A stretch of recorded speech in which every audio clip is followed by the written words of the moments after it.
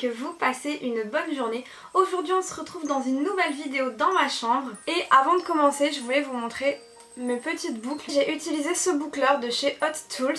Il est à gagner en concours sur mon compte Instagram, donc n'hésitez pas à aller voir. Donc je vous disais, on se retrouve dans une nouvelle vidéo dans ma chambre chez mes parents. De base ma chambre c'était la plus grande chambre de la maison, elle était derrière ce mur. Mais quand je suis partie pour mes études à Paris, ensuite je suis partie vivre à New York, ensuite en Allemagne, ensuite je suis repartie pour travailler à Paris, mes parents ont aménagé ma chambre en leur chambre. Du coup j'avais plus de chambre ici, mais c'était pas grave en soi parce que je vivais avec mon copain depuis 2 ans et demi, donc il pensait jamais que je reviendrais vivre à la maison. Je vous dis ça parce que oui, j'ai 26 ans, le mois prochain j'aurai 27 ans. Mais c'est pas grave de revenir chez ses parents. Si vous aussi vous restez jusque tard chez vos parents ou vous y revenez, c'est pas grave, on a tous besoin parfois d'un nouveau départ dans la vie, de rebondir sur ses pattes ou de repartir à zéro tout simplement. Moi c'est ce que je ressens en tout cas aujourd'hui. Je pensais moi non plus jamais revenir ici, mais 2020 voilà a été plein de bouleversements. D'ailleurs je voulais vous faire mon bilan de l'année 2020 dans cette vidéo.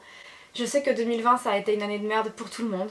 Mon but c'est pas de me faire plaindre, mais c'est vraiment de vous expliquer ce par quoi je suis passée en 2020 et ce qui m'a conduit à vous faire là aujourd'hui cette vidéo dans ma chambre, à vous raconter ma vie. Du coup je voulais organiser cette vidéo en 3 parties, donc un plan amoureux, un plan sentimental, plan professionnel et sur un plan social en général organisationnel de l'année 2020.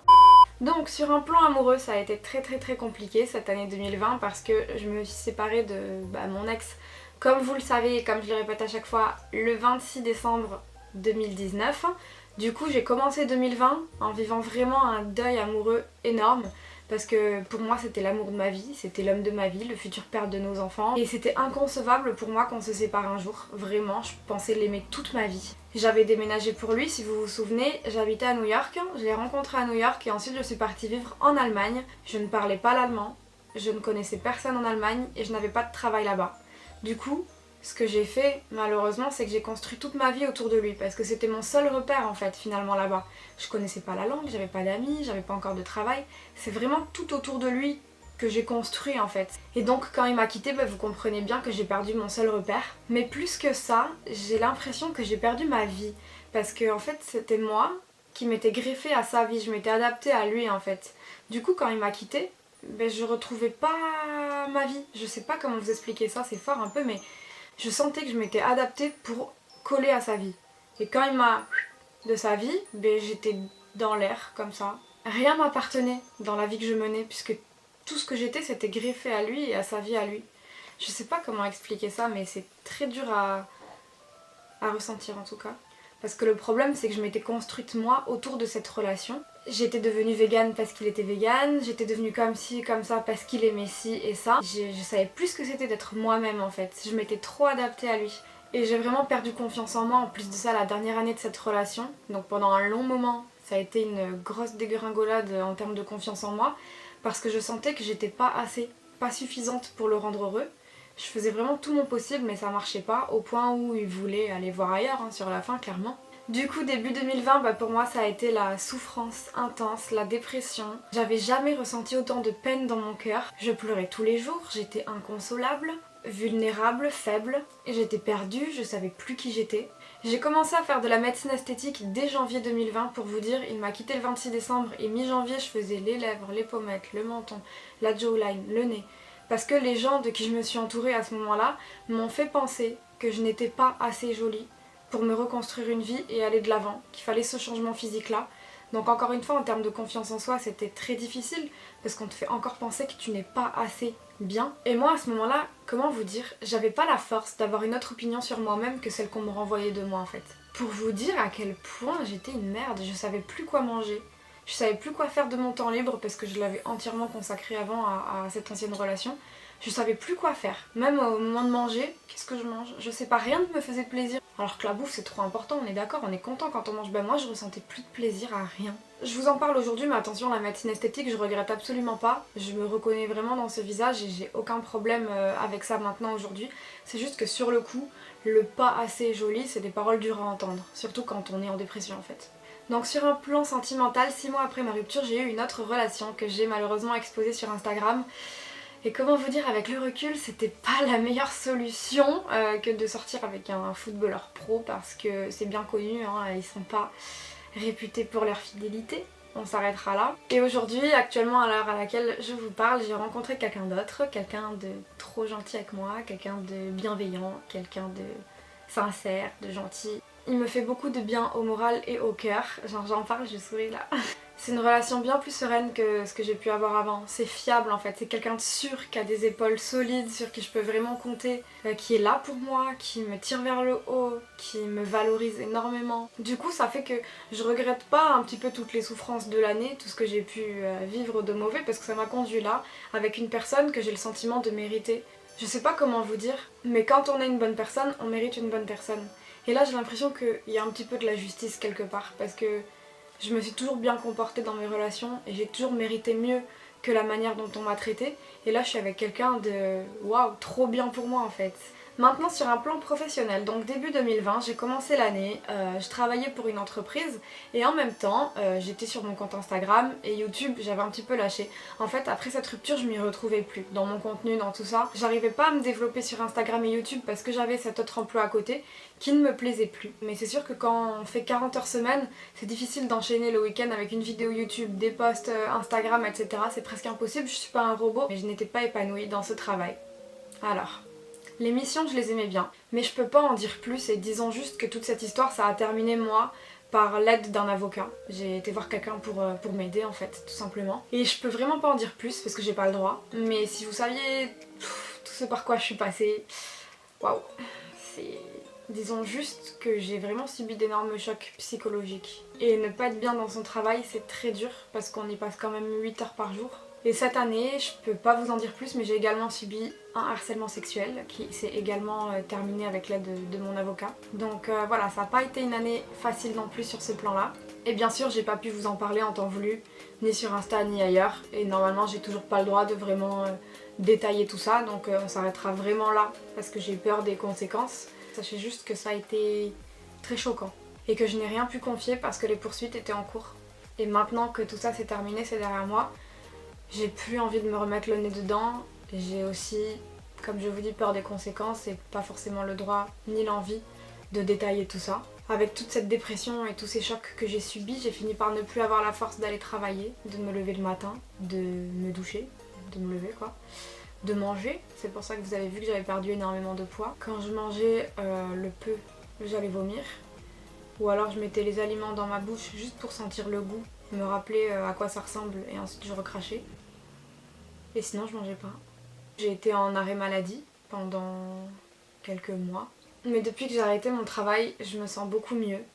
Je ressens moins de pression, moins de peur, moins d'appréhension, moins de stress, dû à ce à quoi j'ai fait allusion tout à l'heure, dû à tous ces chocs, dû à tout ce que je peux pas dire. Donc depuis tout ça, j'ai repris vraiment en main mon compte Instagram. Et du coup maintenant je peux le dire aujourd'hui, je suis créatrice de contenu, influenceuse du coup sur les réseaux sociaux, c'est mon métier. Et ça m'épanouit énormément.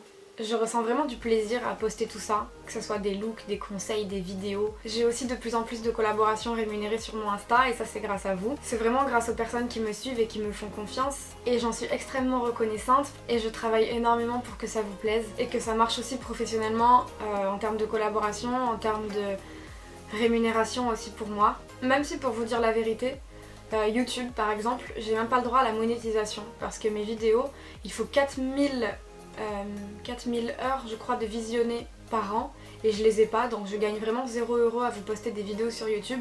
Donc vraiment pour vous dire, me faire payer, c'est pas ma motivation première en fait. Je fais pas ça pour l'argent en premier lieu. Et d'ailleurs c'est toujours pour ça que j'ai gardé un emploi à côté de Instagram et YouTube. Mais là, comme je vous dis, pour ma santé mentale et ma santé tout court, je pouvais plus. Le but à l'avenir, c'est de vraiment rentabiliser mes placements de produits au maximum pour gagner ma vie mieux tout simplement et puis voler de mes propres ailes et partir de chez mes parents. Mais c'est vrai que c'est pas un métier facile dans le sens où on sait pas combien on va être payé le mois d'après et encore d'après et encore d'après et j'ai vraiment pas envie de vivre en me disant ah est-ce que ce mois-ci je vais réussir à payer mon loyer. Et pour vous dire la vérité, c'est aussi une des raisons pour lesquelles je suis partie en télé-réalité, il faut dire la vérité. Je suis partie en télé-réalité pour agrandir ma communauté sur Instagram et sur les réseaux tout court, donc même YouTube. Et ceux qui vous diront qu'ils sont uniquement partis en télé-réalité pour rencontrer l'homme de leur vie, ils vous mentiront, faut pas être hypocrite. En tout cas, j'espère qu'à la diffusion, j'aurai une communauté plus grande de gens qui verront à quel point je me donne de fou dans mon travail, que ce soit dans mon rythme de vidéo, que ce soit dans mes photos Insta, dans tous les conseils que je vous donne, dans la qualité du travail que je fournis. Vraiment, vous pouvez pas savoir à quel point je travaille énormément. Je n'accepte pas toutes les collaborations qu'on me propose parce que mon but c'est vraiment qu'on ait, vous et moi, cette relation de confiance qu'on a, je trouve. Et j'ai pas envie pour ça de travailler avec des marques qui ne me plaisent pas pour quelques euros. Et c'est pour ça que pour moi c'est important qu'on ait confiance l'un en l'autre et que vous puissiez savoir que vraiment tous les produits dont je vous parle, c'est des produits que j'utilise au quotidien et que j'aime. Voilà. Maintenant sur un plan social en général. Plein de péripéties aussi cette année. Oui, comme énormément de personnes dans leur vie, mais moi c'est arrivé cette année, je me suis fait trahir en amitié. Inutile d'en parler, mais je pense que la télé-réalité ça peut monter au crâne de beaucoup de personnes, malheureusement. Il y en a qui sont prêts à tout pour le buzz et pour devenir des stars, quitte à trahir leurs amis. Je trouve ça très dommage et moi personnellement, j'ai mes valeurs avant le buzz et surtout pas au détriment du bien-être de mes amis et je ne les trahirai jamais pour ça. Malheureusement, c'était pas le cas de tout le monde dans mon entourage. Ensuite, d'autres amis qui pour eux, le fait que je fasse de la télé-réalité, ça y est, j'allais devenir une autre personne, pas du tout, je suis complètement la même personne. Au contraire, ça m'a encore plus remis à ma place, plutôt que valorisé, je dis la vérité. Mais voilà, il y a aussi la jalousie des gens qui pensent que ça y est, on fait de la télé-réalité, waouh, on va exploser, on va être des stars. Non, et qui sont jaloux, pas du tout. Je pense pas que ça va changer autant de choses pour moi, je vous dis la vérité, vraiment. Moi, ce que je voulais en faisant cette télé-réalité, c'était pas devenir une star, c'était juste parler à plus de monde en fait. Si j'ai plus de monde dans mes abonnés et qui me suit, bah, ça me fait plaisir dans le sens où mon message il pourra vraiment passer. Mes conseils pourront vraiment passer et pourquoi pas aider des gens aussi. Je le fais aussi comme je vous ai dit pour facturer un peu plus cher mes placements de produits et vraiment réussir à vivre bien de mon métier. Et aussi pour la nouvelle expérience, faut pas se le cacher mais j'avais pas de travail donc pas d'obligation de poser des congés pour aller à tel endroit, tel endroit. On me l'a proposé, c'est venu comme ça. Ce que 2020 ça m'aura appris à ce niveau là c'est que vraiment mes amis, je les connaissais déjà, bien avant 2020.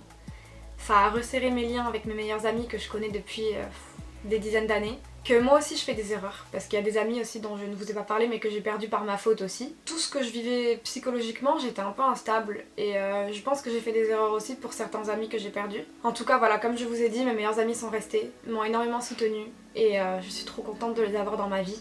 Encore et toujours pour 2020, 2021 et pour toujours. Qu'est-ce qui m'a menée à Bordeaux? Ben, comme je vous l'ai dit, moi j'étais prête à continuer de vivre à Paris même sans emploi, en faisant plus de collabs, en essayant de me tuer à la tâche pour payer mon loyer à Paris. Sauf que à cause du Covid, j'étais en sous-location et la locataire principale est revenue vivre dans l'appartement. Moi je retrouve un appartement, au bout d'un mois rebelote, la proprio me dit que finalement elle va devoir annuler notre contrat et je ne peux plus vivre dans l'appartement. Je me suis dit attends, ça fait 2 appartements que je perds en 2 mois, c'est un signe en fait. Du coup je suis rentrée à Bordeaux en me disant c'est vraiment un signe. Je suis rentrée chez mes parents et ça a été un mal pour un bien puisque comme vous l'avez peut-être suivi, j'ai perdu quelqu'un de très important. Pas du Covid mais d'un cancer qui est toujours une belle maladie de merde. Et je pense que ça m'a beaucoup aidée d'être ici. Du coup c'était bien que je revienne pour qu'on soit là tous les uns pour les autres, surtout pour ma maman, et qu'on se soutienne parce que c'était vraiment un moment difficile.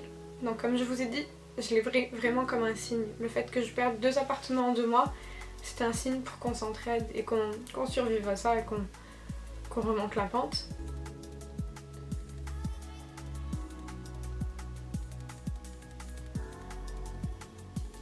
En plus de ça, ici du coup j'ai rencontré mon chéri et maintenant je me vois pas repartir à Paris. Je pense que quand notre situation tous les deux nous le permettra, on prendra un appartement ici ensemble, à Bordeaux du coup. Voilà le bilan de mon année 2020, elle est un petit peu une année en stand-by. J'ai l'impression que je suis entre 2 actions. C'est vraiment la fin d'une époque, le vide, et 2021 sera le début d'autre chose. Là je suis un peu coincée au milieu.